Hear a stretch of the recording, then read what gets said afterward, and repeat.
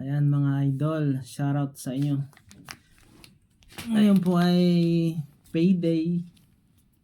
Hindi po ito pag mamayabang kundi pang encourage ko sa inyo na kayo ay lumipat ng ibang lugar. Kung mga sahod nyo lang ay hindi ko naman saan nilalang. Kung kakaranas pa rin kayo ng mga 20,000, 18,000, 25. Kasi nagtiis po ako sa ganyang sahod nung ako nasa Middle East. Ang sahod ko nung unang 6 years ko, kontrata, 1,200 SR. Magkano lang yun sa atin? Mga 18. Tapos nung nalipat ako sa ibang lugar, umabot naman ng 1,500. 1,500 plus 3, ganyan. Magkano lang din yun? Mga 25. So ito pang sahod ng cleaners dito. So nabawasan na ito ng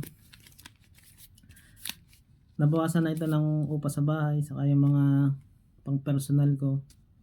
Siguro nasa ano na 3,000 plus. Pero ito yung nagtira. Bilangan natin. 500, 1, 2, 3, 4, 5, 6, 7. 7,000 po. Ito ay sa tigpa 500. 7,000. Ito i-times nyo sa 7 kung magkano to sa peso natin. Worth of siguro may 50,000 to, mga ganyan. Tapos ito na lang natira. 100, 500,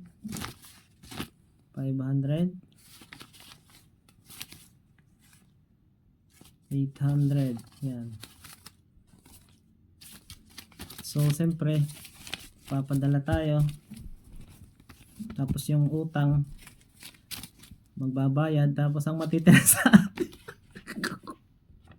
ito lang po yung matitira talaga, oh. Ang saklap, ito lang ang matitira. $10.